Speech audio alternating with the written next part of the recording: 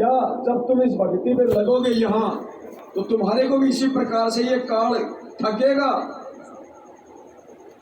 तो परमात्मा ने कहा कि बचने का तरीका क्या है।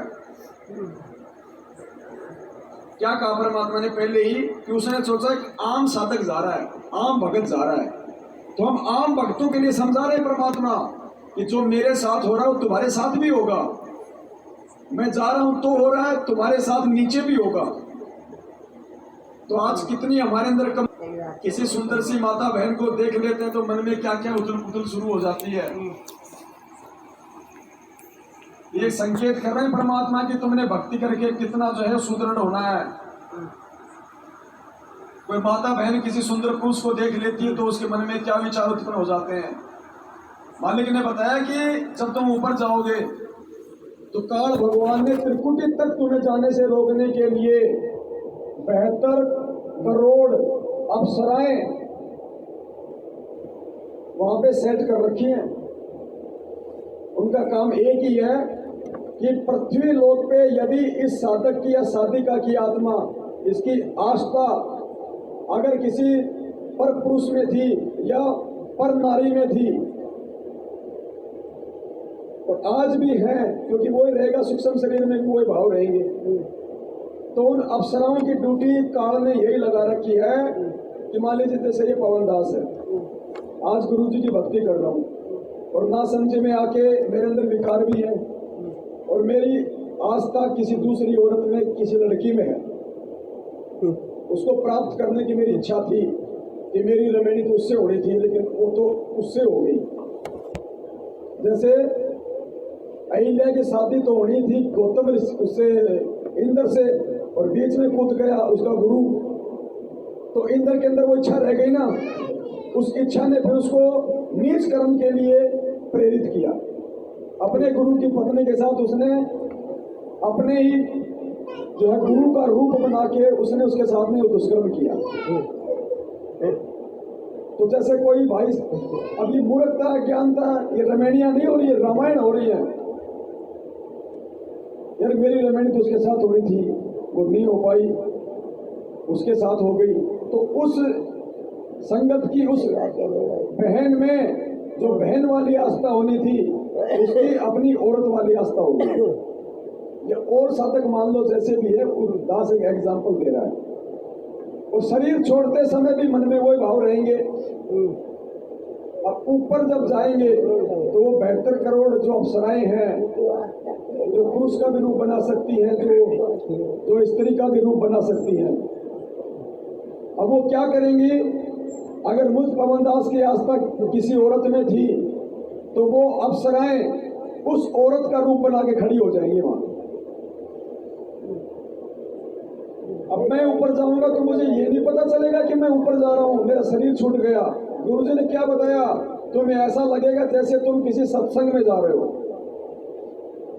अब वो उस माता बहन का रूप बना के वो काल एजेंट वहां खड़ा हो जाएगा और ठग लेगा मेरे को। ऐसे किसी बहन की आस्था किसी दूसरे पुरुष में, तो वो उस पुरुष का रूप बना के वहां उसको ठग लेगा। तो इसी प्रकार ये जो दुर्गा है, ये ठगने का प्रयास कर रही है परमात्मा को आम साधक समझ के। माया कहे कबीर पुरुष से, मैं हूँ जब से दूरा हो, मैं तुम्हारी पटरानी दासी राखो पलक हजूरा हो। कहे कबीर सुनोरी माया, तुम हो लट्टू पूरा हो, जो तुझे खावे वो मैं जावे, वो तो अकल के पूरा हो। कि तू तो गुड़ के लड्डू है, गुड़ के लकड़ी के गुड़ के लड्डू बना दे, दूध तो बढ़िया दिखे पर खान में खाने के कोई ना। कहते यहाँ काल के लोग का जो भी सुख है ये गुड़ के लड्डू है, देखने में अच्छे लगे, वास्तविकता कुछ नहीं। श्वेत मुकुट जा, कहते श्वेत मुकुट जा श्वेत सतर है, हमारे पास जय अनहद दूरा हो, दास गरीब गरीब दास गरीब कह सुन माया, हमसे रही हो दूरा हो। परमात्मा कहते तो हमसे दूर है। अब क्या बताते हैं? माया सतगुण से अटकी ही, माया सतगुण से अटकी। या माया परमात्मा के साथ आके और अपने डोरे डालने लगी। जो परमात्मा बोले योगिनी हमरे क्यों भटकी, योगिनी हमरे क्यों भटकी, हम तो भक्ति कर योगी, हम तो भक्ति कर योगी, हमने माया के भोगी, हम न माया के भोगी, तो वह झगड़ा है भारी, तो वह झगड़ा है भारी, मारे बड़ छत्रधारी, मारे बड़ छत्रधारी। माया कहती है सेवा कर सो मैंने की, सेवा कर सो मैंने की। परमात्मा कहते हैं हमको लागत है फीकी, हमको लागत है फीकी, हमारी सार नहीं जानी, हमारी सार नहीं जानी, हरी तक घाल गई घानी, हरी तक घाल गई घानी। परमात्मा कहते तू जाए यहाँ से, चलती फिरती क्यों नाही, तू चलती फिरती क्यों नाही, हम रहते अवगत पद्माही, हम रहते अवगत पद्माही। अरे तू तो गली है गोली, अरे तू गली है गोली, दाग लगावेगी चोली, हमरा दाग लगावेगी चोली। मेरा अंजन है नूरी, कल क्या कहती है माया, मेरा अंजन है नूरी, मेरा अंजन है नूरी, अंदर मैं कह कस्तूरी, अंदर मैं कह कस्तूरी। परमात्मा कहते हैं किसी राजा राणा पर जाओ, किसी राजा पर जाओ, हमरे मन नहीं भावो, हमरे मन नहीं भावो, मैं तो अर्धंगी दासी, मैं तो अर्धंगी दासी। परमात्मा कहते हैं हम तो अनहदपुरवासी, हम तो अनहदपुरवासी, हम यहाँ के लोग के नहीं है, हम सब लोग के रहने वाले। हमरा अनहद में डेरा, हमरा अनहद में डेरा, अंत ना पावेगी मेरा, अंत ना पावेगी मेरा। हम तो आग जुगानी जी, हम तो आग जुगानी जी, अरे तुझे माता कहूँ अकती, अरे तुझे माता कहूँ अकती। परमात्मा कहीं संकेत देते हैं कि नादान तुझे माँ कहूँ बहन कहूँ, क्योंकि अपने आप को छुपा कर यहाँ का प्राणी सिद्ध करते हुए, साधक सिद्ध करते हुए कहते हैं कि तुम उसी लोक से आई है, अब हम भी उसी लोक से आए हैं। अब तुझे माता कहूँ या मैं बहन कहूँ, अरे कौन सा नाता हो तू मेरे दिन। अब सब पुणात्माओं ये काल का बहुत बड़ा खेला है। अब परमात्मा उसको समझाना चाहते हैं, तो यहाँ आने के बाद जीव का बुद्धि भ्रष्ट हो चुकी है। अब क्या कहती है, अरे अब मैं देऊंगी गारी, अब मैं देऊंगी गारी। परमात्मा कहते हैं हम तो योगी ब्रह्मचारी, हम तो योगी ब्रह्मचारी, यानी हम सब चीज सहन करने वाले हैं, गाली देगी उसने भी स्वीकार कर लेगी। कहती आसन बंद होगी चंदा, आसन बंद होगी चंदा, गल में डारूंगी फंदा, गल में डारूंगी फंदा। परमात्मा कहते हैं आसन मुक्तारी माई, आसन मुक्तारी माई, तीन लोक ना अंगाई, तीनों लोक ना अंगाई। हमरे द्वारा क्यों रो, हमरे द्वारा क्यों रो, किसी राजा राणे को जो, किसी राजा राणे को दो, हमरा भांग नहीं गोनी, हमरा भांग नहीं गोनी, माया शीस कूट रोनी, माया शीस कूट रोनी, तो जोगनी है खंडी, तो जोगनी है खंडी, मोरा फेर चली लंडी, मोरा फेर चली लंडी। अतः परमात्मा ये कहते हैं कि तूने पहले तुम्हारा नाश किया, सबसे पहले हाथ खड़ा गया और गेंदा हमने लपेट गई, देखा हम खड़े। कहने का भाव यहाँ परमात्मा अपने आप को सिद्ध करता है कि तू जितनी इंसानी बन गई है और काल के अधीन हो चुकी है, तुम्हारी बुद्धि खराब हो चुकी है। अब हम वो संत नहीं है ना हम बांग पीते के बांग के पी के गलती करते, हम तेरे काबू आने के नहीं है। तो कहते फिर मोरा फिर चली लड़नी, फिर चलेगी वापस, दूर तक कोई नहीं चली। तो ऐसे परमात्मा की शरण मानने से हमारे सारे संकट और वो परमात्मा की महिमा से बड़ी चीजें और संकट में। तो यहाँ पे समझने की चीज ये है कि जिस समय हमें पूर्ण संत से सतनाम प्राप्त हो जाता है और काल के लोक से मुक्त होने वाले मंत्र का हम जाप करना शुरू कर देते हैं, उसके बाद में काल उस भगत के ऊपर उतना और उसी प्रकार से डोरे डालने का पूरा प्रयास करेगा जैसे आम व्यक्ति समझ के उसने अपनी पत्नी दुर्गा को भी आधे कपड़ों में नंगी करके परमात्मा के सामने खड़ा कर दिया। हम तो अर्धंगी दासी, हम तो अर्धंगी दासी, हम तो अनहदपुरवासी। यानी इतने भी घटिया कर्म करवाने से ये पीछे नहीं हटता, एक प्राणी को अपने लोक से मुक्त होने के लिए। तो जैसे ही हमें सतनाम का जाप मिलेगा, हम ओम मंत्र का जाप करेंगे, तो इसको मजबूरन रास्ता देना पड़ेगा परमात्मा से एग्रीमेंट के अनुसार कि सर्व धर्मान परित्याज्य माम एकम शरणम व्रज अहम तवा सर्व पाप्याभ्याम में क्या बोलते हैं मालिक, मोक्षयामि मा शुच। अब वो इतनी आसानी से मुक्त नहीं होने देगा। परमात्मा कहते हैं धर्म सत का राज धर्म राय कर ही अपना किया सवै दंड पर ही। गुरुदेव ने कहा कि ये सत का राज करता है, लेकिन कागज सारे उल्टे नीचे नीचे करता है। ये दिखावट में तो बिल्कुल सत का राज करेगा, लेकिन जीवों में कुप्रेरणा करके उनके जो कर्म है वो भी यही बिगड़वाता है। तो रास्ता देना इसकी मजबूरी हो जाएगी, लेकिन ये घटिया कर्म करवाएगा कि ये रास्ता प्राप्त करने के योग्य ना रहे। इसलिए सतनाम मिलने के बाद काल का हमारे ऊपर विशेष निगाह दृष्टि हो जाती है। वो हर प्रकार से कोशिश करेगा, आपके किसी भाई बहन के माध्यम से, आपके रिश्तेदार में प्रवेश करके आपके ऊपर पाबंदी लगा देगा। तू शादी में नहीं आ रहा, तू बात में नहीं आ रहा, तू हमसे बड़ा हो गया, तू परंपराओं को छोड़ना चाहता है। आपकी यदि पत्नी अनुपदेशी है तो उसमें काल बैठ जाएगा आपकी मर्यादा तोड़वाने के लिए। मतलब जो भी हमारे साथ में घटनाएं घटती है ना, ये नाम भक्ति लेने के बाद जो लोग हमसे ईर्ष्या द्वेष करते हैं, वो सब काल प्रेरित होते हैं। वो काल का जाल होता है। वो हमें समझना पड़ेगा कि सतनाम लेने के बाद मेरे ऊपर ये प्रेशर क्यों बढ़ रहा है। वो घटिया से घटिया कोशिश करेगा, उसकी कोशिशों को हमने फिर ज्ञान आधार से ही काटना है कि भाई असली कहानी ये है कि हम इसके जाल से मुक्त ना हो जाएं।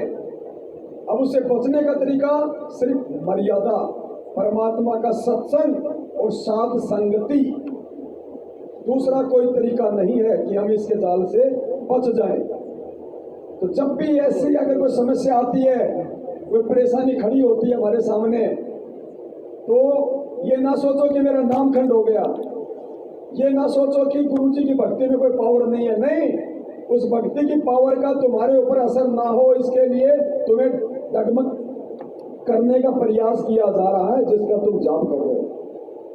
वो नहीं चाहेगा कि तुम यहाँ से निकल जाओ, तुम ये भक्ति कर दो।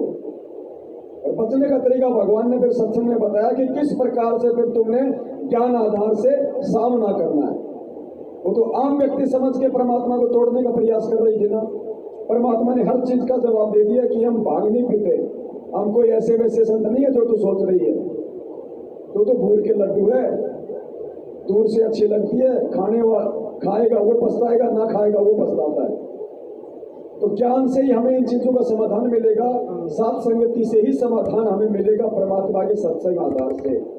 इसलिए सतनाम का जाप लेने के बाद हमारे को समस्या आनी शुरू हो जाती है काल के दबाव के कारण। अब दुखी वो होगा जो उस दबाव के चलते मर्यादा तोड़ देगा। क्या कहा परमात्मा ने फिर अपने बाकी सत्संगों में, फिर उन चीजों को परमात्मा ने हमें समझाया।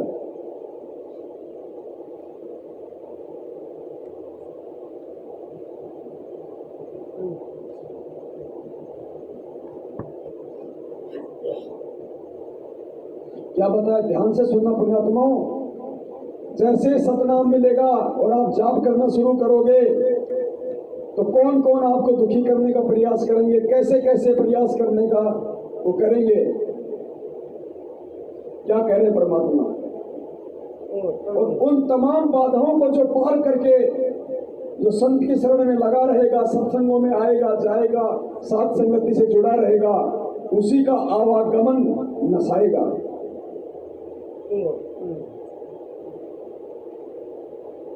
चालू लग गया तो 100 का नोट, ऐसे और भी बहुत से बात बताते हैं। ऐसे ऐसे आदमी चालू लग गया तो 100 का नोट पाया। एक माई कह रही थी जी, मैं पति तो नाम नहीं ले रहा, बाधा भी करता था। समागम आ गया, करौथे आश्रम में जब मैं सत्संग करती थी, तो मैंने अपने पति से कहा कि मैं सत्संग में जाऊंगी, मैंने 100 रुपये दे दिए। ये 10 वर्ष पहले, 8 वर्ष पहले की बात है। वो कहने लगा मैं तेरे को छोड़ने नहीं दूँ, और तू तीसरे दिन झोला उठावे और वहाँ चली जाती है। वो कहने लगी मैं कोई गलत में रह जाती हूँ, तो 60-65 साल की उम्र की बुढ़िया थी, और तेरे बेटे जान लग रहे वहाँ पर। बेटे तो अपनी कमाई करे वो ले जाते हैं किराया, मैं किराया मांगे उनसे मांग भी लूँ तो तुम नखरे करता है, क्योंकि बेटे अलग हो रहे हैं, उनसे थोड़ा द्वेष रखता है, उनसे कैसे ले लेगी, वहाँ जाओ भी नहीं। तो उसने कहा कि मुझे 100 रुपये दे दे, बोला कति नहीं जान दो, और जाके दिखाई आज तू तो नहीं, मैं पैसा किराया दूँ नहीं, तू जागी कैसे। वो कहने लगा मेरे थोड़ा पैसा को ना, आखिर में ये बहाना बना उसने, मैं थोड़ा 100 रुपये को नहीं। वो क्या कहती है उसकी पत्नी कि मैं तो बैठ कर रोज आएगी, जहाँ पूजा स्थल है रोने लगी है भगवान, देख कौन बड़ी। हम एक दूसरे के ऐसे बांध रखे हैं कि हम इनसे अपने भगवान के दरबार में भी नहीं जा सकते। आखिर में कहने मैंने ये सोच लिया कि मैं भी चाहती हूँ कि पुरुषों पर मांग दूं कर मैं जाऊंगी। इतना कर निश्चय मैंने कर ही लिया था, लड़ाई होगी वो लेगी मार पीट लेगा और 2 मुक्के खाने भी भगवान के नाम पर। ध्रुव बेटा प्रहलाद बेटे, मीराबाई बेटी, क्या समझा रहे परमात्मा सत्संग के माध्यम से। उसके पति ने मना कर दिया किराया देने से, फिर भी उसने क्या दृढ़ निश्चय किया कि सत्संग में तो जाऊंगी, चाहे किसी पड़ोसी से मांग लाऊंगी। परमात्मा कहना चाह रहे हैं कि ऐसी कोई भी समस्या तुम्हारे सामने आए तो तुरंत ढीले होठ मत छोड़ दिया करो, थोड़ा संघर्ष करो, फिर भगवान पीछे से सारा देगा। इतना कर निश्चय मैंने कर ही लिया था, लड़ाई होगी वो लेगी मार पीट लेगा और 2 मुक्के खाने भी भगवान के नाम पर। ध्रुव बेटा प्रहलाद बेटे, मीराबाई बेटी, ऐसे निर्णय होता है, ऐसे ही परमात्मा निकटाता है। इतने वो बूढ़ा साइकिल लेकर जाता, गांव से निकला, सड़क थी अच्छी तो दिल्ली के लिए पंजाब कोड की बात है, और वहां वो गया होगा सड़क के ऊपर से आधा किलोमीटर, 100 का नोट ऐसे हवा में उड़ा, अगले साइकिल के अगले पहियों की ताड़ियां में आगे चिपक गया। अब कल जो हमारी बहन थी जो गंगोत्री दासी छत्तीसगढ़ की, जो सात संगति में जा रही थी लेकिन पैसा नहीं था, लेकिन जाने की इच्छा थी, तो परमात्मा प्रकट हुए संत रामपाल जी भगवान, और क्या कहा कि बेटी तू सात संगति के लिए निकल। बोल परमात्मा पैसा नहीं है, बोल जैसा कह रहा हूँ वैसा कर, और तेरे बैग में मैं 5000 रुपये डाल दूंगा। और बाद में जब चेक किया तो उसके बैग में 5000 रुपये मिले, जैसे ये साइकिल की ताड़ी में परमात्मा ने 100 का नोट फंसा दिया। वो किसी का नीचे गिरा हुआ नहीं था, परमेश्वर ने प्रकट कर दिया। सेकंडों का काम है मालिक का। एक ही नंबर के परमात्मा पता नहीं दुनिया भर के लाखों नोट पैदा करते हैं 1 सेकंड में। और उसने रोका तो साइकिल, 100 का नोट ताजा, उसकी जिंदगी बन गई। घबरा गया, उल्टा आया, आगे न बोला ले भगवान तेरे भगवान ने भेज दिया तेरा 100 का नोट ले जा। और उसका जो है ना पसीने आ रहे, उसके बाद उसने मुझे मना नहीं किया। तो यहाँ परमात्मा कहते हैं, अब आगे ध्यान से सुनना, ये सतनाम मिलने के बाद फिर काल कैसे हमारे को और किन किन हमारे ही रिश्तेदारों के माध्यम से रोकने का, तोड़ने का, डगमग करने का प्रयास करेगा।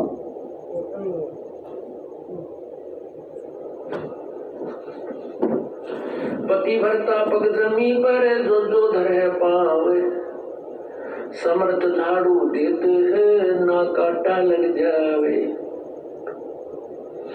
पतिव्रता भूखी रहे, यानी पतिव्रता को यानी सच्ची उस अनन्य मन से पूजा कर रही भक्त आत्मा को कोई अभाव होता है, किसी चीज की आवश्यकता होती है और वास्तव में उसकी आवश्यकता है, तो कहते हैं पतिव्रता भूखी रहे वहां समर्थ घर सोचे। ऐसे पति की स्त्री के, ऐसे पति की स्त्री के काल कर्म हो मोक्ष मोच। कहते हैं जैसी भक्त आत्मा जब दुखी होती है तो भगवान के दरबार में भी चिंता बन जाती है। और पुण्यात्माओं, इस दास की स्थिति से आप सब लोग जग जाए हो। सांसारिक लेवल पे ना दास के पास कोई मकान है ना कोई जमीन है, किराए के मकान में दास रहता है, कभी कहाँ कभी कहाँ। काम धंधा ऐसा कोई विशेष है नहीं, काम धंधा भी करते हैं तो वही अपना कोई पानी बतासे का या दही बड़े वगैरह का जो भी दास जानता है छोटा बहुत। और पिछले काफी समय से वो काम भी नहीं हो पा रहा, क्योंकि उस काम से ज्यादा वैल्यू इस दास के लिए परमेश्वर की सेवाएं है। दास ऐसा नहीं कि काम नहीं करना चाहता, लेकिन ना करने के पीछे मेरी मजबूरी है और उस परमेश्वर ने मुझे रोक रखा है, वो नहीं करने देना चाहता वो सांसारिक काम। ये सबके लिए नहीं है, जिनको परमेश्वर ने चुन लिया होता है, जिनसे परमात्मा ने कुछ अपने काम निकलवाने होते हैं, ये केवल उन्हीं कुछ आत्माओं के लिए होता है। और वैसे भी परमात्मा के सांसारिक लोगों के लिए या भक्ति मार्ग में आने के बाद भी जो भक्ति को ज्यादा वैल्यू ना देके अपनी भौतिक सुख सुविधाओं के लिए दिन रात बैल और गधे की तरह जो काम करते हैं, उनके लिए भी परमात्मा कहते हैं कि नर संसारी लगन में दुख सह करोड़ा, और इस परमार्थ के कारण जितना सहे उतना थोड़ा। तो ऐसा नहीं कि दास काम नहीं करना चाहता, लेकिन ये बंदी छोड़ की सेवाएं, इससे बड़ा कोई काम नहीं है दुनिया में। ये काम तो हम परमात्मा के आने के बाद भी कर लेंगे, लेकिन ये सेवा जो आज मिली हुई है, ये कल परमेश्वर के आने के बाद नहीं मिलेगी। फिर रोएंगे बैठ के, पछताएंगे हम। तो सबको पता है दास पहले मेरठ में रहता था। अब मेरठ वालों के मेरे बीच में क्या हुआ, दास ने वीडियो बना के डाला हुआ है। उनकी जमीन के लिए दास ने किसी भाई से उनको 4 लाख रुपए उधार दिलवाए थे, और उसके बाद मेरठ वालों ने वो पैसे देने से मुझे इनकार कर दिया। मैं खाली उन दोनों के बीच में था। मेरठ वालों ने पैसे देने से इनकार कर दिया। अब वो भाई मेरे पीछे पड़ गए कि भाई मैंने तो तेरे कहने पे दिया पैसा, जबकि मैंने दोनों को आमने सामने किया था। लेकिन यहाँ पे वही बात है, अपने से नीचे वाले को हर कोई यहाँ पे दबाता है। ये घटिया आदत है इस लोग की। तो दास ने, चलो भाई कोई बात नहीं, दास ने बैठ के जब जोधपुर की साथ संगति थी तो काफी भक्तों ने कहा, तो दास ने कहा ठीक है भाई कोई बात नहीं, मैं तो पहले से दुखी हूँ और हो लूंगा दुखी, कोई बड़ी बात नहीं। क्योंकि भगवान जब किसी की परीक्षा लेता तो ठोक के लेता है। और वैसे मालिक की वाणी है कि टोटे में भक्ति करे सोई सच्चा सपूत, ये मायाधारी मस्करे कितनी चालिए ऊत। कोई बात नहीं भाई, अगर मैं सत्य हूँ अपनी जगह पे तो मेरे साथ वो सत्य पुरुष है, मुझे घबराने की जरूरत नहीं है। तो दास ने 5-10 भाइयों के बीच में बैठ के और हरियाणा के उस भगत के साथ में एक एग्रीमेंट कर लिया। एग्रीमेंट मतलब जुबान से बोल दिया कि भाई हर महीने कर करके मैं आपको 10,000 रुपये दूंगा, अगर वो नहीं दे रहा तो आपके 4 लाख रुपए मैं पूरे करूंगा। अगर बीच में बैठ के 2 व्यक्तियों को आमने सामने करने का यही अगर दोष है तो ये सजा भैया भुगतेंगे, और क्या करें। जबकि कोई जुगाड़ नहीं मेरे पास में, मैं तो खुद ही काम नहीं कर रहा। तो परमात्मा जी वाणी बोली है मालिक ने कि पतिव्रता, एक मिनट दोबारा सुन लीजिए। हाँ, परमेश्वर कह रहे हैं कि पतिव्रता भूखी रहे। भूखी रहने का मतलब कोई रोटी से नहीं, पतिव्रता भूखी रहे मतलब उसको आवश्यक, अगर किसी वस्तु की आवश्यकता होगी, कोई जरूरत होगी, तो कहते समृद्ध घर सोच, उस परम पिता परमेश्वर के दरबार में चिंता बन जाती है कि मेरी ये आत्मा दुखी क्यों है। तो दास ने तो परमात्मा पे विश्वास करके एग्रीमेंट किया, और फिर परमेश्वर दया करते हैं, अगर मर्यादा में है और सच्चे समर्पण के साथ उसको समर्पित है तो मालिक कहीं से भी अरेंजमेंट करवा देता है। उसके बाद परमात्मा ने एक भाई को निमित्त बनाया 1 लाख रुपए के लिए। उस 1 लाख रुपए में दास ने अपने मकान चेंज किया, और कुछ काम थे मेरे 50-60 हजार रुपए के, वो किए। 1 लाख रुपए पूरा हुआ। अगले महीने उसकी किस्त का समय आ गया। उस भाई ने 10,000 रुपए और दिए मुझे, उसकी मैंने किस्त दे दी। उसके बाद हो सकता है कोई दिक्कत हुई हो भाई को, वो नहीं दे पाया। अब मेरे को थोड़ी हल्की टेंशन, क्योंकि जीव है भैया, एग्रीमेंट हो चुका है, नहीं देंगे तो वो फिर ज्यादा और बेचारा परेशान करेगा, दुखी होगा, उसकी भी आत्मा दुखी होगी, या बेवजह मेरे को टेंशन होगी। अब टेंशन होगी तो फिर ये परमेश्वर वाली सेवाओं में बाधा उत्पन्न होती है। तो परमात्मा नहीं चाहता कि ये टेंशन हो, और मैंने इसको जो असली जो नौकरी दी है, इस नौकरी में किसी भी प्रकार से ये कोई आलस्य करे। परमेश्वर ने हरियाणा से एक बहन को निमित्त बनाया, और बहन ने दास को 1.25 लाख रुपए दिए। तो परमेश्वर ने दास को 1 साल के लिए टेंशन फ्री कर दिया कि 1 साल तक तू उसकी किस्त देता रहे, हर महीने 10,000 रुपए, और 1 साल तक टेंशन करने की तुझे जरूरत नहीं है। मैंने जो सेवा दे रखी है उनको तन मन धन से कर। और दास का जो लड़का है बड़े वाला, अब परमात्मा का देखो पुण्यात्मा ज्ञान हो गया, ऐसे ही परमात्मा हमसे प्रसन्न होगा। ये शिक्षा, ये पढ़ाई परमात्मा ने नौकरी के लिए नहीं दी। परमात्मा ने नौकरी तो एक लड्डू कि इस नौकरी के लालच में मेरे बच्चे जो है अक्षर ज्ञान युक्त हो जाएंगे। अगर नौकरी ना हो तो कोई माँ बाप अपने बच्चों को नहीं पढ़ाएगा। सब स्वार्थ के लिए पढ़ाते हैं, लालच के लिए, पैसों के लिए। तो परमात्मा ने 1951 में आने के बाद ही तो शिक्षा आई हिंदुस्तान में। पहले तो अंग्रेजों का राज था, कौन पढ़ता था पहले। उसके बाद परमात्मा ने शिक्षा दी, घर घर में पढ़ाई होने लगी, और परमात्मा ने नौकरी का एक छोटा सा एक लालच दे दिया। उस नौकरी के लालच में माता पिताओं ने अपने बच्चों को खूब पढ़ाया लिखाया, और आज वो पढ़ाई लिखाई परमेश्वर के काम आ गई कि जब मैं पिछली पीढ़ी में जाके अपने बच्चों को टीवी पे, प्रोजेक्टर पे गीता का श्लोक पढ़ाऊंगा, वेद पढ़ाऊंगा, तो मेरे बच्चे मेरे साथ साथ उसको पढ़ के समझ जाएंगे कि मैं कौन हूं, परमात्मा कौन है। आगे नौकरियां नहीं है, आगे ना कोई इतना पढ़ेगा, सिर्फ अक्षर ज्ञान ही दिलाएगा जो भगत होगा वो अपने बच्चों को। और संत रामपाल जी का भगत होके यदि कोई अपने बच्चों को टाटा बिरला के स्कूल में पढ़ा रहा है कि डॉक्टर बनाऊंगा, इंजीनियर बनाऊंगा, वो सबसे बड़ा मूर्ख है, इस दुनिया का सबसे बड़ा मूर्ख। ये रोटी परमात्मा की भक्ति देगी, और जो भक्ति भी नहीं है भगवान तो उनको भी दे रहा है, जो जगत वाले। और जगत वाले तो छोड़ो, हम जितना एक महीने में नहीं खाते, एक आदमी एक टाइम खाता है। वो कौन सा पढ़ लिख के BA की डिग्री ले रखी है, वो कौन सा ऑफिस में काम करता है, वो कौन सा गाड़ी चलाता है। जिस भगवान ने माँ के गर्भ में 9 महीने तक हमारा पेट भरा, क्या बाहर निकलने के बाद उसको टेंशन नहीं है। परमेश्वर कहते हैं को पार्टी पकड़ा भैया और जागी जिया जून, सब कहूं को देत है वो चोट समाना चोन।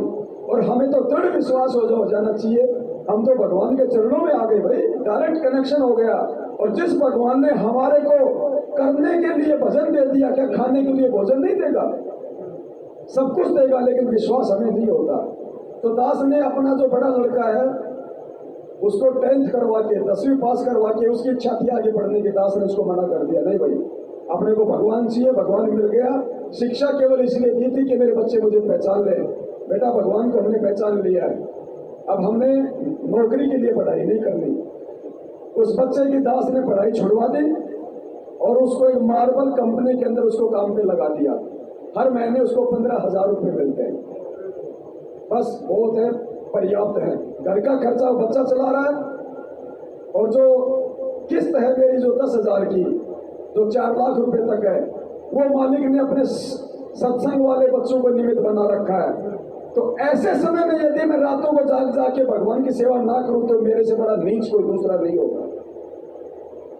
इसलिए दास परमात्मा की सेवा में कोई कोताही नहीं बरतता है, वरना भगवान का दोषी हो जाऊंगा जब वो आगे से आगे मेरे चल रहा है। तो इसलिए परमात्मा ने ये वाणी कही है कि पतिव्रता भूखी रहे तो समर्थ घर सोच। हर किसी के लिए नहीं, पतिव्रता के लिए जो अपने गुरु के वचन पे चले, जो गुरु को भगवान माने, जो अपने जीवन का मकसद केवल आत्म उद्धार ही माने। कार कोठी बंगले खरीदना जीवन का उद्देश्य जिसका ना हो, उसके लिए परमात्मा की वहां सोच हो जाती है।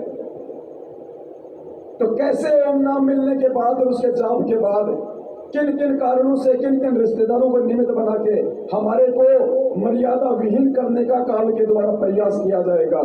आगे ध्यान से सुनिए परमात्मा का ये सत्संग।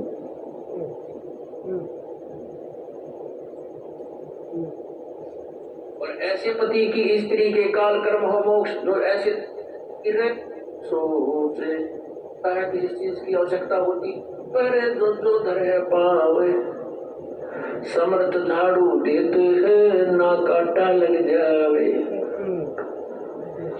पतिव्रता भूखी रहे, यानी पतिव्रता को यानी सच्ची उस अनन्य मन से पूजा कर रही भक्त आत्मा को कोई अभाव होता है, किसी चीज की आवश्यकता होती है और वास्तव उसकी आवश्यकता है, तो कहते हैं पतिव्रता भूखी रहे वहां समर्थ घर सोचे। ऐसे पति की स्त्री के, ऐसे पति की स्त्री के काल कर्म हो मोक्ष मोच। कहते हैं जैसी भक्त आत्मा जब दुखी होती है तो भगवान के दरबार में भी चिंता बन जाती है। और ऐसे पति की स्त्री के काल कर्म हो मोक्ष, जो ऐसी दृढ़ता के साथ, समर्पण के साथ, पूरे विश्वास के साथ भगवान पर लगती है, उसके नाम पर, कहते हैं उन्हीं का मोक्ष होता है, उन्हीं के पाप कर्म नष्ट होते हैं। कहते हैं नुक्ते ऊपर ही जगह रिकॉर्ड कर्म जल जा तुम्हारे, ये नुक्ते होते हैं जो हम लोग लाज और किसी परमात्मा के नाम पर ना किसी पति से, ना पत्नी से, ना फिर काल सतनाम लेने के बाद तोड़ने का प्रयास करेगा। इधर परमात्मा आके सत्संग दे दे के हमारे को टूटने से बचने के तरीके बता रहे हैं। ये कनेक्शन हमें खुद जोड़ने पड़ेंगे। परमात्मा कहाँ क्या संकेत कर रहे हैं? पुत्र से कोई दबाव नहीं मानते अपने आत्म कल्याण के लिए, तो कर्म जल जा तुम्हारे, ये नुक्ते होते हैं जो हम लोग लाज और किसी परमात्मा के नाम पर ना किसी पति से, ना पत्नी से, ना फिर पुत्र से कोई दबाव नहीं मानते अपने आत्म कल्याण के लिए, तो परमात्मा प्रसन्न होता है। परमात्मा कहते हैं मात पिता सुत स्त्री, मात पिता सुत सत्री, आलस बंधु कान, संत मिलन को जब चले ये अटकावे आण। मात पिता, बालक है, बेटा है, बेटी है, माँ बाप नहीं जानते सत्संग। जो 15-16 साल के 20 साल तक है वो माता पिता के अधीन होते हैं, और जो बुजुर्ग है वो जब बच्चे बड़े हो जाते हैं तो बच्चे बेटा बेटियां के अधीन हो जाते हैं, बेटे का अधीन हो जाते हैं, या फिर आलस, या फिर लोक लाज। जैसे आप यहाँ सत्संग में आते हैं, कोई ना कोई जरूर टकरा देगा, कहाँ चले, मेरा है सत्संग में जान दोगे, तो पानी कट रहा है, तीसरे दिन वहां बैठे रहते हो, तो इस तरह के श्लोक सुना देते हैं। और आप जो ज्ञान में कमजोर है इन बातों से दबाव मानने लग जाता है, और फिर वो आना भी कम कर देता है, उसको ज्ञान नहीं है। इसके लिए परमात्मा कहते हैं कि माता पिता सत्री और आलस बंधु कांड। बंधु कांड माने लोक लाज, अपने मित्रों के वो कहे हुए व्यंग्यात्मक बातों से झिझक जाना। कहते हैं सतगुरु मिलन को जब चला ये अटकावा आण, ये आके आंट लाओगे कि बेटा क्या माँ बाप या स्त्री ऐसी निकम्मी हो जाएगा जी, बेटे बस जी का झाड़ बन जाती है भगत के, या फिर लोक लाज, या खुद आलस कर जाए, फिर देखोगे फिर अगले बार देखेंगे सब भी ज्यादा है, गर्मी घनी है। इनका अटकाया ना अटके जो सतगुरु दर्श को जाए, कहे कबीर सो संत है वही आवागमन नसावे। कहते नुकते ऊपर गिर जाएगा। ऐसे हम थोड़ी बहुत भगवान के लिए पापिटिया करेंगे, संघर्ष करेंगे तो हमारे निकटाएगा, और केवल बात बनाते हैं परमात्मा या कोई भी क्रिया पूरी नहीं हो सकती। जैसे अब यहाँ कौन आएंगे? वो आएंगे जो पूर्ण रूप से परिचित हो चुके हैं इस ज्ञान से। इस प्रकार से ये सतनाम मिलने के बाद जिन जिन भक्तात्माओं को कोई लाभ नहीं मिल रहा, कोई फायदा नहीं हो रहा, तो ये है उसका मेन रीजन। ये ज्ञान आधार से उनको समझना पड़ेगा कि ऐसा मेरे साथ क्यों हो रहा है। उसका रीजन है काल का भयंकर दबाव। और काल फिर आपके रिश्तेदारों में, आपकी ऑफिस में। अब देखो इसकी सूक्ष्म चाल क्या क्या होती है। अब इसने ये कोरोना का नाटक शुरू करवा दिया। अब आप जिस ऑफिस में काम कर रहे हो, आपकी अच्छी खासी तनख्वाह है, आपकी 40,000 रुपये महीने की तनख्वाह है, और आपने उस 40,000 रुपये महीने की तनख्वाह के चक्कर में बैंक से 20 लाख का ब्याज ले लिया कि 20,000 रुपये महीने की मेरी किस्त कटती रहेगी, और आपने वो मकान ठोक लिया। मकान बन गया, बढ़िया धंधा हो रहा है, बढ़िया रह रहे हो, लोगों ने देख लिया भाई कोठी ठोक दी भाई, अरे वाह पैसा कमा रहा भाई फलाने का छोड़ा। 1 साल बाद कोरोना आ गया, ऑफिस वाले बोले भाई साहब टीका लगवाओ तो आना, नहीं तो अपने घर पे बैठो। अब आप भगत हो तो क्या करोगे? फांस दिया काल ने आपको, चौराहे पे लाके खड़ा कर दिया आपकी दुर्गति करवाने के लिए। अगर नौकरी छूट गई, टीका नहीं लगवाया, तो बैंक की किस्त क्या तेरा बाप भरेगा? अगर टीका लगवा लिया, जो कि भक्ति विरुद्ध, ज्ञान विरुद्ध, मर्यादा विरुद्ध, तो परमात्मा से दूर हो जाओगे। अब क्या करोगे इस स्थिति में? यहाँ पे आपको ज्ञान से बढ़कर फिर दूसरा कोई सहारा नहीं मिलेगा। फिर आपको ज्ञान आधार बनाना पड़ेगा कि इस भक्ति और भगवान के लिए पत्थर का मकान तो क्या, 40,000 की नौकरी तो क्या, पलक बुखारे के बादशाह ने तो अपना राजपाट, रानी सब कुछ छोड़ दिया था। जिसके राज को देख के, जिसके शानो शौकत को देख के इंद्र का, देवताओं का राजा इंद्र भी शर्मा जाता था कि ऐसे ठाठ बाट तो मेरे भी नहीं है जो पलक बुखारे के बादशाह के हैं। उसने सब कुछ छोड़ दिया था।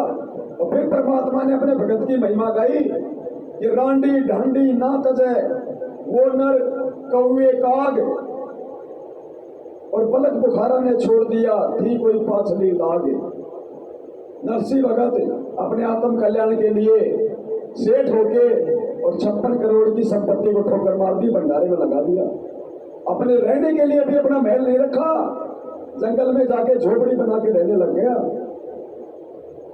तो ये दृढ़ता हमारे को ज्ञान से मिलेगी, अच्छी संगति से मिलेगी, साध संगति से मिलेगी। तो वो दबाव सतनाम के बाद इस प्रकार से काल हमारे ऊपर बढ़ाएगा, कोई भी रीजन बना के। अब उस दबाव का यदि आपके ऊपर असर हो गया, जिनको ज्ञान नहीं है, तो उनकी मर्यादा टूटेगी। जैसे मर्यादा टूटी, उनके ऊपर मालिक का विधान है। परमात्मा ने कह दिया कि बच्चों भक्ति चाहे थोड़ी कर लो, लेकिन मर्यादा पूरी निभाओ। अगर मर्यादा तोड़ के भक्ति पे चाहे रात दिन कर लो, कोई फायदा नहीं है। डॉक्टर भी यही कहता कि बेटा तेरा ऑपरेशन कर दिया, ये गोली दवाई और ये नियम, ये परहेज। गोली दवाई भले एक टाइम याद ना रहे तो कोई बात नहीं, कम खा ले, लेकिन ये परहेज पूरे निभाना। अगर तूने परहेज तोड़ दिए तो गोली दवाई बिल्कुल काम नहीं करेगी। पुण्यात्माओं, सतनाम के बाद हमारे को विशेष तौर पे एहतियात बरतने की जरूरत है। इसीलिए आए दिन लोग मर रहे हैं सारनाम तक प्राप्त करके, जो सतलोक आश्रम मैनेजमेंट हरियाणा की कुसंगति से जुड़े हुए हैं, क्योंकि वो समझ नहीं पा रहे, वो दुविधा में है कि ये हो क्या रहा है। गुरु जी की भक्ति भी कर रहे हैं, गुरु जी के आदेश भी मान रहे हैं, जो पीले पर्चे में आ रहे हैं, जो ऑडियो आ रही है। अब उनको ये नहीं पता बिना साथ संगति के कि वो पीले पर्चे आ कहां से रहे, वो भक्ति और ज्ञान विरुद्ध आदेश दे कौन रहा है। अरे इस मार्ग में आने के बाद अगर संत रामपाल जी भी राजनीति करवाएंगे तो भक्ति क्या फिर आसाराम करवाएगा? तो पुण्यात्माओं, इस प्रकार से हमने सात संगतियों के माध्यम से परमात्मा के ज्ञान को आधार बना के हमने बचना है इस काल के भयंकर जाल से।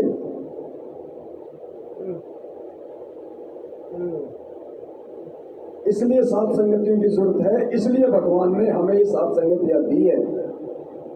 वरना गुरु जी के रहते सत्य 27 साल हो गए, कहीं कोई सात संगति का नाम सुना था क्या?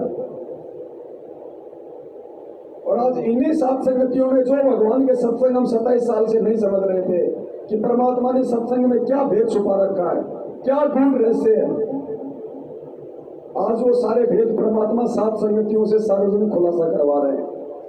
और जो दृढ़ता, जो समर्पण, जो आस्था अपने गुरुदेव में और भक्ति के प्रति जो रुचि और जो भय आज से पहले नहीं हो रहा था, आज वो भय हमारे अंदर प्रकट होने लगा है। क्योंकि परमात्मा कहते हैं भय बिन भक्ति ना होई। और भय होता है ज्ञान से कि अगर रह गए आपकी बार तो गधा कुत्ता बनने से मुझे कोई रोक नहीं सकता। वो नरक, वो 84 लाख योनियां, इसीलिए परमात्मा सत्संग सुनाते हैं।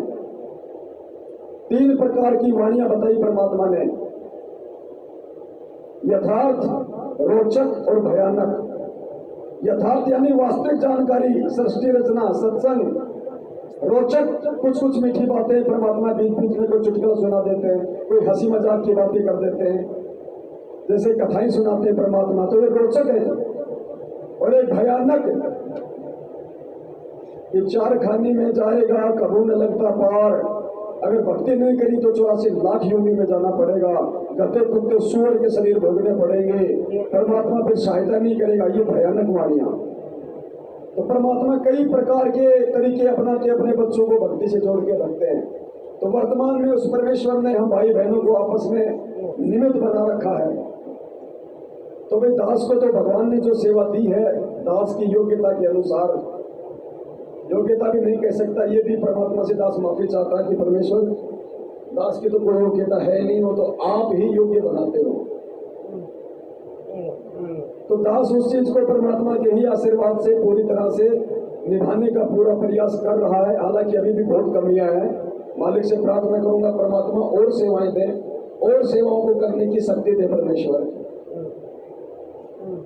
आप भाई बहनों का क्या फर्ज है, क्या कर्तव्य है, ये संदेश से जो आप यहाँ से सुन के जाते हो, या आप यदि सोशल मीडिया पे जुड़े हो तो आपने किस प्रकार से अन्य भाई बहनों को जगाने के लिए आपने ज़्यादा से ज़्यादा इन वीडियो को आगे भेजना, शेयर करना, भगत भाई बहनों को बताना, ये आप भाई बहनों की जिम्मेदारी है, आप लोगों की सेवा है। जब भी साथ संगति में आओ, प्रयास करो कि एक भगत को तो नए को लेके ही आऊंगा। देखो हर बार आप आ रहे हो तो कोई फायदा नहीं है। अरे आप तो समझ ही चुके हो, मेरठ में इसी बात को लेके हमारा मनमुटाव हुआ था। हर बार वही भगत आ रहे हैं। तो दास ने खड़ा होकर कहा कि यहाँ पे कोई शादी का प्रोग्राम होता है क्या हर महीने? ये 500 यज्ञ तो तुम अपने घर पे भी कर सकते हो। जब तक तुम यहाँ से सीख के जो जाते हो बाहर नहीं बताओगे, हर बार किसी एक आत्मा को तुम नहीं लाओगे, तुम्हारा क्या फायदा यहाँ पे आके सूखे ये भोजन करने से? ये खाना तो तुम अपने घर पे भी खा सकते हो, ये भक्ति तो तुम अपने घर पे भी कर सकते हो। और दास ने कहा था 8 मार्च 2020 को सबके सामने खड़े होके वहां पे, क्योंकि हमें कोई स्वार्थ नहीं है, हम कोई पैसों के लिए नहीं कर रहे। दास ने कहा कि आज के बाद कोई नहीं आएगा यहाँ पे। अगर तुम किसी नए भक्त आत्मा को नहीं लेके आते हो तो, और कोई नहीं आता है तो कोई बात नहीं, यहाँ से जो सुन के जाते हो, यदि तुम दूसरों को नहीं बताते हो तो धिक्कार है फिर तुम्हारा यहाँ आना। फालतू में कोई मनोरंजन के लिए आ रहे हो। इस बात को लेके मेरठ वाले नाराज हो गए, हाथ से माइक छीन के बोले नहीं सब आएंगे यहाँ पे, ऐसी बात नहीं है। क्योंकि स्वार्थ उनका था, मेरा नहीं था। पैसे का हिसाब किताब वो लोग जरूर देखा करते थे, मैं नहीं देखा करता था। मन में दोष उनके था, मेरे नहीं था। तो दास ने खड़ा होकर बोल दिया आज के बाद कोई नहीं आएगा। इसी बात को लेके मेरठ वाले मेरे से नाराज हो गए और वो 4 लाख रुपए देने से उन्होंने मुझे मना कर दिया। ये था मेन रीजन। फिर दास भी वहां से आ गया सब कुछ छोड़ छाड़ के। मेरी जो दही बड़े की दुकान थी, कम से कम 1 लाख से ऊपर का सामान था, मुझे दुकान तक नहीं खोलने दी। बोले मर्डर कर देंगे अगर दुकान के हाथ लगा दिया तो, निकल जाए यहाँ से। आज भी वो दुकान ऐसे कैसी पता नहीं उन्होंने निकाल लिया नहीं निकाला पता ही नहीं। हम साधु हैं, हमें सहन करना पड़ेगा। जो यथार्थ है वो हमने लोगों को बताना भी पड़ेगा। तो पुण्यात्माओं, इस प्रकार से हमने बहुत ही, क्योंकि हम ऐसे समय में, हम ऐसे दौर से गुजर रहे हैं जो कितना खतरनाक है, कितना, वही बात है परमात्मा ने एक बार एक कहानी सुनाई थी हमें कि एक राजा था और राजा का बच्चा अपने दोस्तों के साथ कहीं बाहर खेलने के लिए निकल गया और खेलते खेलते बच्चा अंदर जंगल में चला गया गहरा। और जंगल में जो भील जो आदिवासी लोग थे, दास कोई जाति सूचक शब्द प्रयोग नहीं कर रहा है, आदिवासी का मतलब होता है जो लोग सांसारिक लोगों से दूर रहते हैं और जो लोग मांस वगैरह खाते हैं जानवरों को काट के, जिनमें कोई समझ नहीं होती है, वो जंगली लोग जो अपने कबीले बना के रहते थे पहले, आजकल तो इतना नहीं है। तो राजा के लड़के को पकड़ के ले गए और अपने सरदार के पास ले गए। सरदार बड़ा खुश हुआ उस गोरे चिट्टे बच्चे को देख के और उसने कहा कि भाई अगले महीने हमारी माता जी का, उनकी जो भी देवी थी, उसका त्योहार है और माता को यदि हम इस बच्चे की बलि चढ़ाएंगे तो माता हम पे और प्रसन्न होगी। बच्चे को एक कोठरी में डाल दिया, एक आदमी की ड्यूटी लगा दी खाना वाना खिलाने की, ये बच्चा अगर हाथ से निकल गया तो मैं तेरे से ले लूंगा, ध्यान रखना। राजा ने मालूम किया बच्चा घर पे नहीं आया, काफी परेशान हुआ। पुण्यात्मा विचार करना, ये खाली एक कथा नहीं है, इस कथा का निष्कर्ष निकालना गुरु जी ने क्यों सुनाई, क्या समझाने के लिए। राजा यानी सतलोक में बैठा हुआ परमात्मा, सतनापाल जी भगवान को कबीर परमात्मा। तो बच्चा जो नादानी में अपने यार दोस्तों के साथ बाहर खेलते खेलते दूर चला गया, यानी उस काल के चक्कर में आके और दुर्गा के चक्कर में आके हम उस राजा के बच्चे जो आज यहाँ बैठे हुए हैं, हम हाथ खड़ा करके इस काल के साथ इस जंगल में आ गए। अब बाप को बड़ी टेंशन हुई। राजा ने काफी सोच विचार किया कि बच्चे को कैसे निकाला जाए, वरना वैसे तो बच्चा आने वाला नहीं है, वो लोग छोड़ने वाले नहीं है। तो राजा ने काफी सलाह मशवरा करके और किसी एक ऐसे व्यक्ति को बुलाया जो 1 महीने में राजा को परफेक्ट कर दे कि जो लोग जंगल में रहते हैं आदिवासी, उनकी भाषा, उनका रहन सहन, उनके जैसे बोलना चलना उठना, उस राजा को कोई बिल्कुल परफेक्ट कर दे। तो एक व्यक्ति ने कहा कि साहब 1 महीने में आपको परफेक्ट कर दूंगा। राजा ने कहा ठीक है। राजा को 1 महीने में उन भोलों की भाषा सिखा दी, उनका रहन सहन हुलिया सब कुछ वैसा बना दिया राजा का, भील के जैसा। और राजा अपने महल से निकल गया अपने बच्चे को सकुशल वापस लाने के लिए। अपना हुलिया चेंज किया, किसी को भेजा नहीं। जैसे गुरु जी कहते हैं कि परमात्मा नहीं आए तो दास को भेज दिया। और दूसरी तरफ वाणी में क्या कह रहे हैं, गरीब निर्गुण सरगुण एक है। निर्गुण यानी जब वो परमात्मा सतलोक में रहता है तो उसको कहते हैं निर्गुण रूप, और सरगुण यानी जब वही परमात्मा इस पृथ्वी पे एक संत रूप धारण करके आता है तो उसको कहते हैं सरगुण।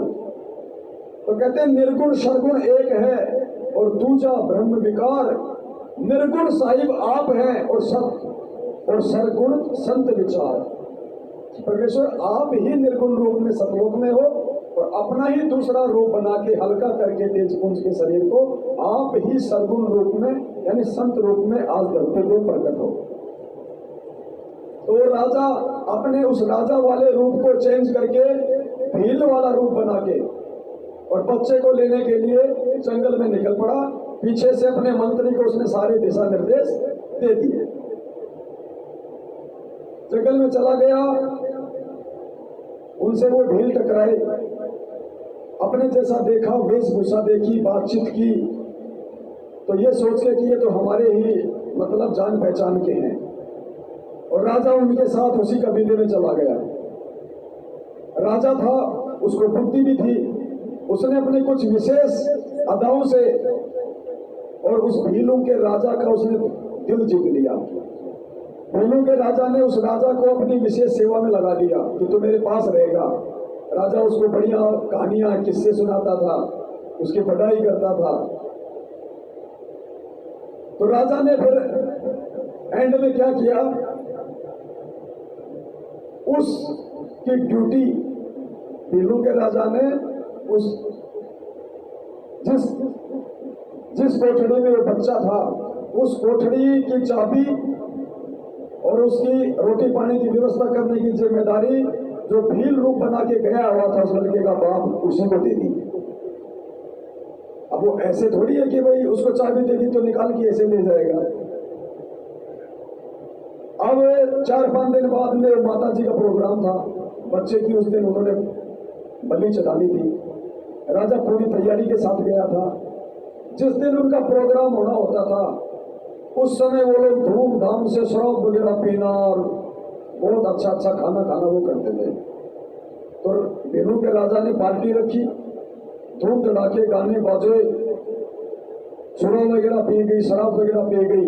अब राजा ने क्या किया, उस शराब में नशे की जो दवाई लेके गया था वो डाल दी और सबने खाया पिया। और 2-4-5 घंटे के बाद में राजा ने देखा कि सब लौट।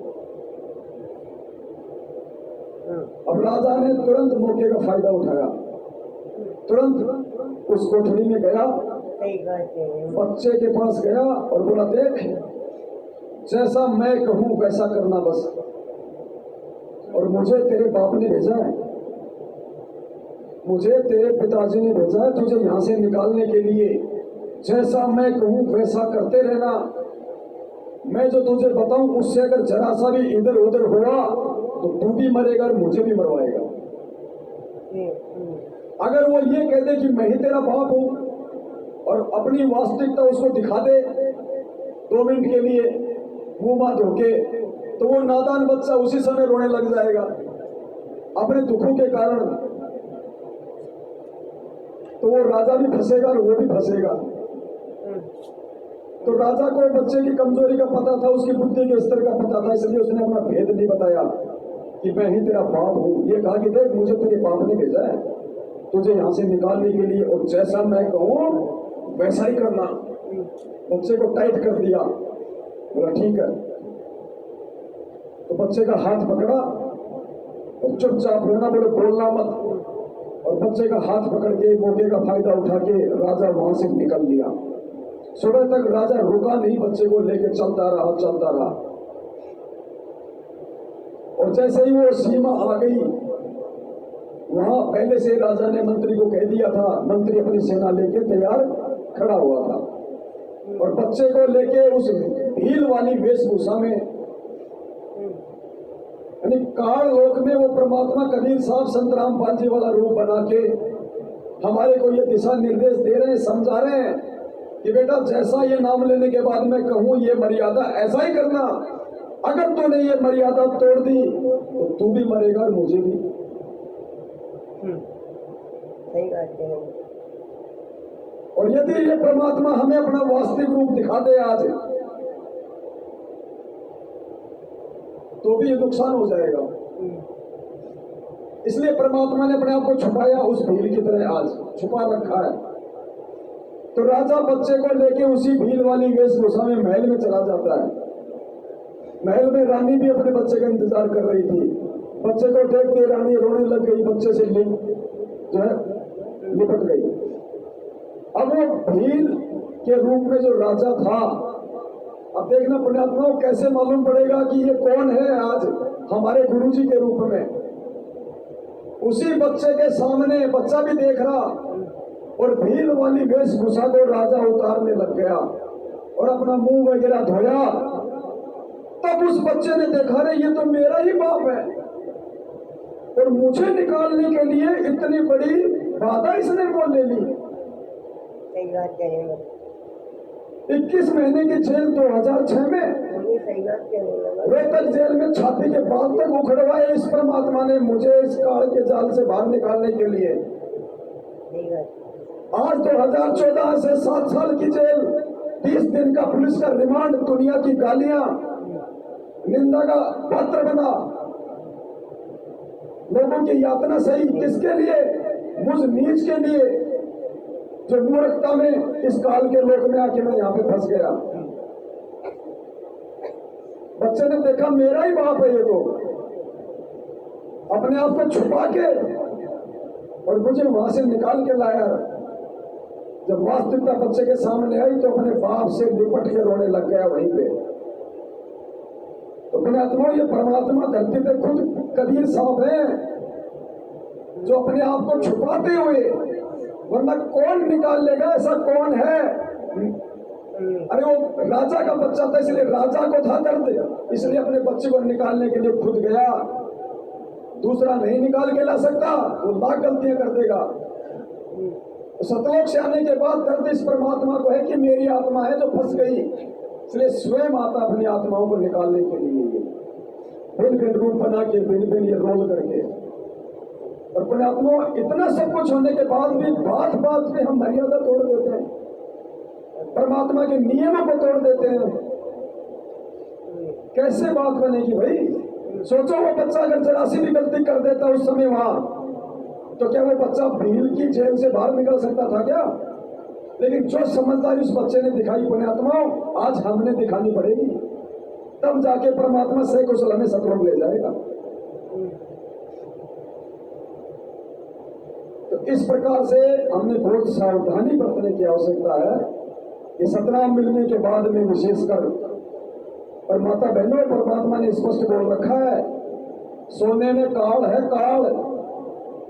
और परमात्मा ने कहा कि इसको तो शरीर पे तो छोड़ो, घर में भी नहीं रखना,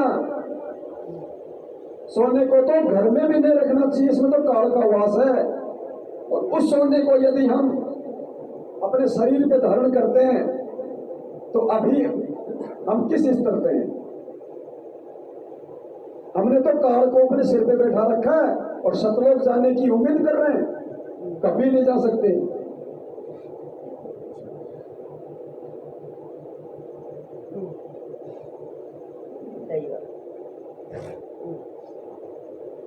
क्या कहा परमात्मा ने? अब ये देखो पुण्यात्माओं, नींद में सोने का समय नहीं है। ये सात संगतियां भगवान ने इसलिए रखवाई है कि ये तुम्हारे लिए लास्ट मौका है, लास्ट। जैसे बच्चा टीचर के समझाने और पढ़ाने के बाद में नहीं समझता है तो एक ऑप्शन होता है पासबुक, कि हो सकता है इस पासबुक के सारे ये अपने सवालों का जवाब खोज ले और कुछ लिख के पास हो जाए। तो मूल जो पाठ था अध्यात्म का सिलेबस, वो है गुरु जी का सत्संग, और उन सत्संगों को समझने के लिए फिर पासबुक का सहारा लिया जाता है, पुस्तकों को समझने के लिए। तो ये सात संगतियां पासबुक है, और पासबुक का सहारा लेके भी जो नहीं समझ पाया, उससे बड़ा निर्भागी प्राणी को दुनिया में नहीं हो सकता। तो सोने को लेके क्या परमात्मा ने भाई बहनों को, माताओं को दिशा निर्देश दिया है? ये आदेश है गुरु जी का।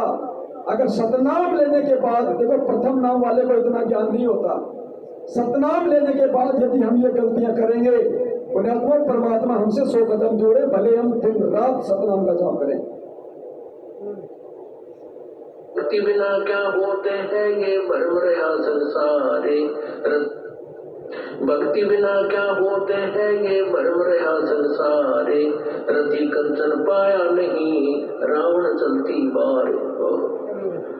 सर्व सोने की लंका थी, किसा को बंदी था, अगर का भक्ति सिद्धि प्राप्त रिद्धि प्राप्त करके अब सोने की लंका, जैसे हम गाय की ईंट पका के और मकान बनाते हैं, वो सोने की ईंट बना के, छोटी छोटी ईंटें होती थी पहले, और उनसे सोने ही की वो गारा बना के और महल बनवा रखे थे उसने।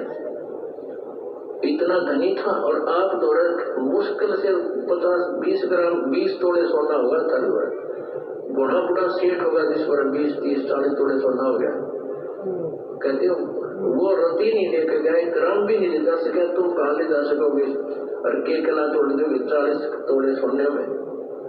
ये तो खाम खागा सिर दर्द है, सोना तो घर में बना रखना चाहिए आपने, और ना इसको पहनना चाहिए। क्या फायदा? कान में डाल लिया, कान नाक में डाल लिया, 36 पोंगे कड़े बना लिए।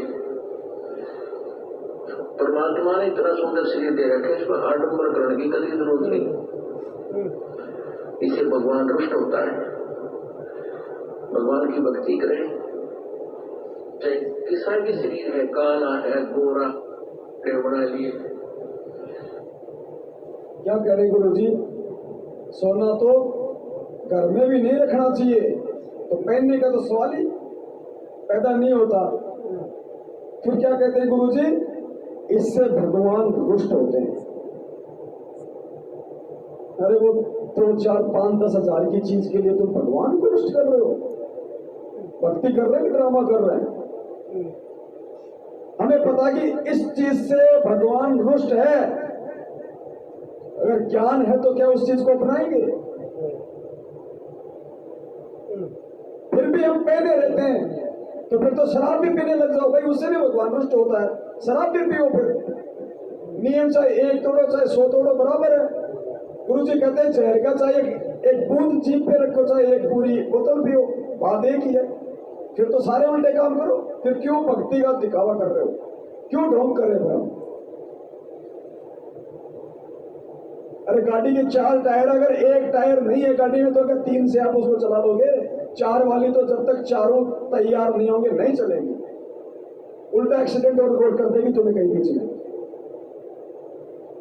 पुण्यात्मा, सत्संग की अगर गहराई में जाएंगे ना, तो परमात्मा ने सतनाम लेने के बाद जो माता बहनें सोने चांदी या नकली आभूषण भी पहनती हैं, परमात्मा ने उनको वेश्या की संज्ञा दी है, वेश्या की संज्ञा। अभी सुनाऊंगा सत्संग आपको। परमात्मा ने इतना सुंदर शरीर दे रखा है, इसमें आडंबर करने की कभी जरूरत नहीं। इससे भगवान रुष्ट होता है। भगवान की भक्ति करें, चाहे किसा भी शरीर है, काला है, गोरा है, जैसा भी मालिक ने दिया है, इसमें हम परमात्मा पा सकते हैं। इस काला का गर्व न करियो के काला के गोरा रे, और बिना भजन कुछ काम नहीं आवे, चाहे इधर छड़को चर हो रहा है। तो परमात्मा धीरे धीरे, क्योंकि हम इतने इस सामाजिक माहौल में हम इतने गहरे चले गए कि वहां से वापस आना अपनी पटरी पर हमारे लिए कठिन हो रहा है। हम दलदल में धस गए। लेकिन परमात्मा का सहारा आपको एक क्रेन का काम करेगा।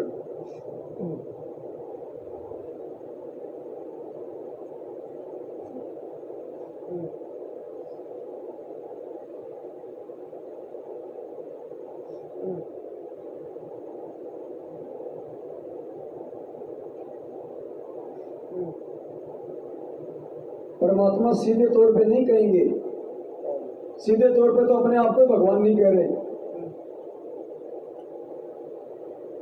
एक सत्संग सुना होगा आपने परमेश्वर जी का, परमात्मा ने लाल और लालड़ी की पहचान।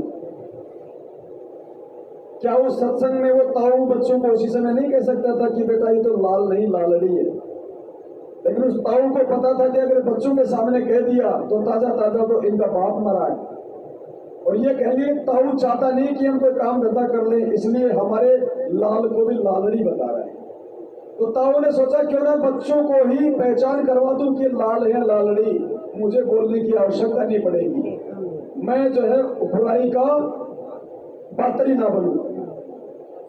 तो परमेश्वर सीधे वे में नहीं कहेंगे कि सोना चांदी पहनने वाली जो मेरी शिष्या है वो वैश्य की श्रेणी में, नहीं, परमात्मा संकेत करेगा। तो संकेत में फिर सत्संग में भगवान ने फिर जो जिक्र किया है, अब ध्यान से सुन लेना, कि ऐसे ऐसे आडंबर करने वाली औरतों को समाज में क्या संज्ञा दी जाती है। तो सोचो पुण्यात्मा, इस भक्ति में आने के बाद यदि हम वही आडंबर कर रहे हैं जिनके विषय में परमात्मा जिक्र कर रहे हैं सत्संग में, तो हम किस श्रेणी में, भगवती में या फिर जो परमात्मा बोल रहे हैं उसमें? अब कलयुग में इसलिए परमात्मा ने कहा था कि मैं अपने बच्चों को कलयुग में संभालूंगा, कि कलयुग में पिछले तक पुण्य आपके पास रहेंगे नहीं, प्रारब्ध में बहुत कम पुण्य आवेंगे तुम्हारे हिस्से में, और दुख होंगे गणे, और जो पूजाएं तुम उस समय कलयुग में आप कर रहे होगे, जो काल के द्वारा वर्णित, कोई देवता की, कोई भैरव की, कोई भूत की, कोई टक्कर की, या काल के द्वारा भेजे गए नकली संतों की, 10-12 संत पंथ बना रखे हैं, 15-16 पंथ हैं, और भी ये नए नए पंथ चल गए, इनमें भी आप पूजा कर रहे होगे तो भी आपको लाभ नहीं होगा, क्योंकि आपके पिछले संस्कार नहीं है। उस समय परमेश्वर ने कहा था कि तो काल ने ये कहा था कि कलयुग में इनको ऐसा कर दूंगा, ये भक्ति के योग नहीं रहेंगे, शराबी, कवाबी, स्वार्थी, निर्लज, ऐसी पिक्चरें बना दी। देखते अब देख लो पश्चिमी देशों में नग्न नाच हो रहा है, सरेआम जो घूम रहे हैं जैसे पशु को व्याघ्र नंगे कुर्ते के छोटे छोटे कपड़े पहनकर बहन बेटियां मिश्रियां वैसे घूम रही, तो ऐसी निर्लज्जता करके अब ये हमारे समाज में भी करने लगी। पहले ओठों पे लिपस्टिक, ये नाखून पॉलिश और उस तरह के लटक मटक, ये पाउडर चटक मटक, ये कोई बहन बेटियां न करती नहीं देखी। ऐसी वो वैसा ही क्या करती थी, उनको घटिया औरतें माना करते थे। और आज देख लो जो कोई भी पीछे नहीं रही, बहन बेटियां इसी बूंदी पॉलिश लाऊंगी, पूरे नौन लाल कर लेंगी, मुंह ऐसा बूंदा लाल, देखते बूंदा तो शक्ल भी ना अच्छी लगे। तो इस तरह की ड्रामाबाजी इस काल में करवा दी, हमें निर्लज बना दिया। और सरेआम डांस करती हैं ब्याह शादी में, बेटियां नाचे, बड़े बाप नाचे, बड़े बेटी नाचे, बड़े माँ नाचे। अरे थारा गजब, इधर वैसा ही नाचा करती थी कि तो बंद कोठों में, आज सरेआम नचा दिए काल ने हमारे को। परमेश्वर ने सत्संग के माध्यम से संकेत कर दिया, क्योंकि हमें सत्संगों से ही समझना पड़ेगा। परमात्मा कहते हैं शब्द शयन सतगुरु की पहचानी, वो पाया अटल सुहाग रे। वही आत्मा सतलोक को प्राप्त कर पाएंगे जो परमेश्वर के सत्संगों के मर्म को समझ जाएंगी। ये परमात्मा ये बातें हमें क्यों कह रहे हैं, उन औरतों का उदाहरण क्यों दे रहे हैं कि ये होठ लाली, नेल पॉलिश, ये गहने आडंबर, क्योंकि सोने के लिए तो भगवान ने साफ साफ मना ही कर दिया। इसका मतलब भगवान नहीं चाहता कि सोना पहनना है, सोना पहनने से भगवान रुष्ट होता है। फिर नेल पॉलिश वगैरह, ये नाचना गाना, ये चटक मटक वाले कपड़े पहनना, भगवान ने वैसा क्यों साफ साफ बोल दिया कि ये तो समाज की वो घटिया औरतें करती थी जिनको वैश्य कहा जाता है। तो इस भगवान के शरण में आने के बाद यदि कोई माता बहन इस प्रकार का आडंबर करती है तो वो किसकी शरण है? ऐसे परमात्मा समझाते हैं। अब ये संकेत केवल सात संगतियों के माध्यम से ही समझ में आने थे, इसलिए भगवान ने ये सात संगतियां रखवाई हैं। ये मेरी या किसी और व्यक्ति की अपनी सोच या कोई औकात नहीं है। हम तो खुद मरीज हैं, मरीज को क्या दवाई देगा, लेकिन मरीज को सलाह दे सकता है, दवाई नहीं दे सकता। दवाई तो भगवान ने दे रखी है जिसको हम सही तरीके से नहीं खा रहे। इसलिए दूसरा अगर ये कहते भाई देख इसका लेने का समय ये, इसका लेने की विधि ये है, तो उसमें दोष नहीं होता है। दोष वहां है जब आप गुरु वाला काम करने लग जाओ, नाम देने लग जाओ। पुण्यात्मा बहुत सारी बातें हैं। सात समुद्र की मसी करूं, लेखनी करूं बन राय, धरती का कागज करूं, सतगुरु गुण दिखा न जाए। चाहे दिन रात चर्चा करते रहो इस परमात्मा की। हालांकि आज सोचा तो नहीं था कि हम तो ये सोच रहे थे, भगत जी बैठे थे बाहर, हम दोनों ये बात कर रहे थे कि आज तो भक्तों को आपस में करने दो, आज आराम करेंगे। लेकिन ये तो मालिक की मर्जी, हम उसके यंत्र हैं। वो कान मरोड़ेगा तो भाई हमारी क्या औकात, हम चुपचाप रह जाए। रेडियो चाहे 20,000 रुपए का है, अगर उसके मालिक ने बटन दबा दिया तो उसकी औकात है क्या? वो नहीं चलेगा।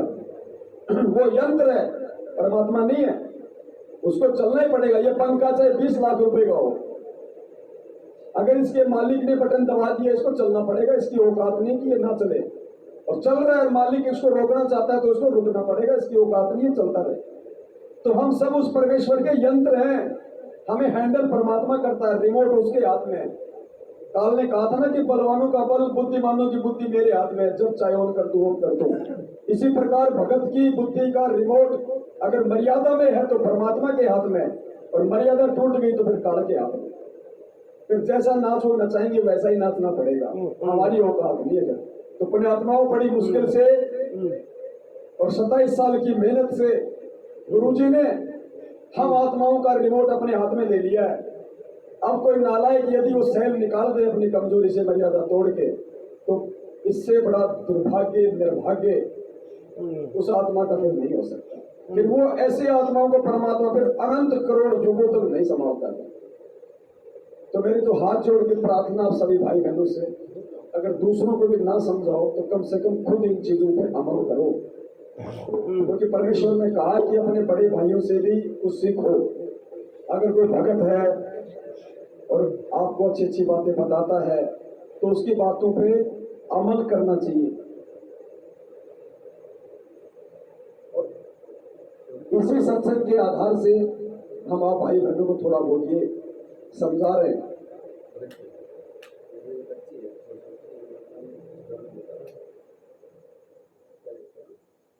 छोटी छोटी बच्ची हैं, उनके कान छिलवाना बेकार है या नहीं है? भगत जी पूरी रात तो रामायण पढ़ी पंडित जी ने, और सुबह कह रहे कि सीता के बाप का क्या नाम था। अब ये बातें क्यों बताई जा रही है भगत जी?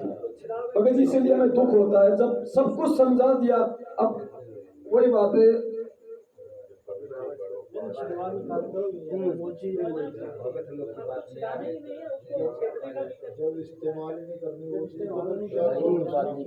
एक सत्संग में परमात्मा ने बताया कि जब हम 2008 में जेल से बाहर आए, 2008 में जब जेल से बाहर आए, सच्चाई भगत जी, सच्चाई जी, 2008 में जब परमात्मा जेल से बाहर आए तो सार नाम देने के लिए कहा कि भाई सार नाम दिया जाएगा।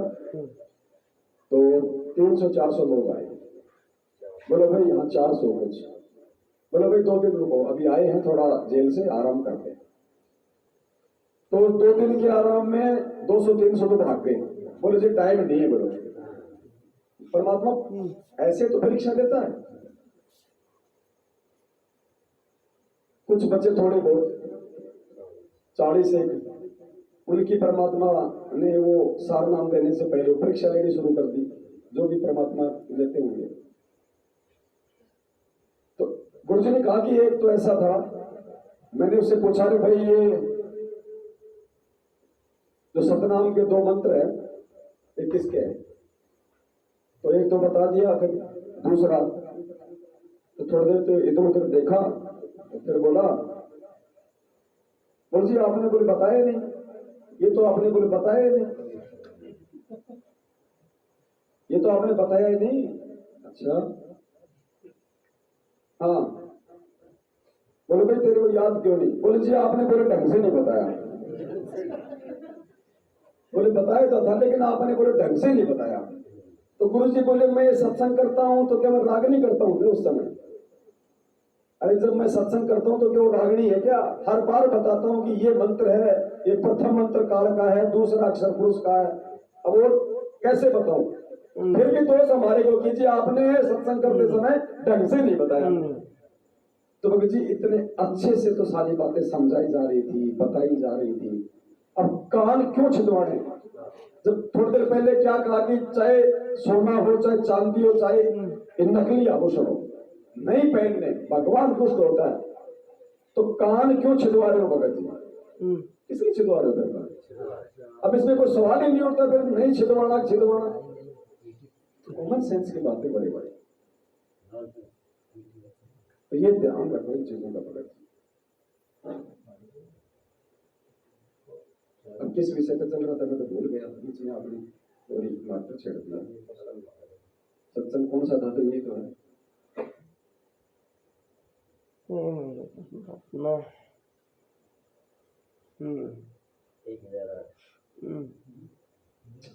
वही बात ना, बीच में बोलने का यही तो सबसे बड़ा नुकसान होता है भगत जी, तो कर्म टूट जाता है, भूल जाता है। चलो दया कही परमपिता परमेश्वर जी ने हम सब सतगुरुदेव जी का कोटि कोटि दंडवत धन्यवाद करते हैं जो परमात्मा ने हमें साथ संगति के लिए समय दिया। परमेश्वर आगे भी ऐसी दया अपने बच्चों पे बनाए रखें। सत साहेब बंदी छोड़ सतगुरु रामपाल जी भगवान की जय हो। सत साहेब।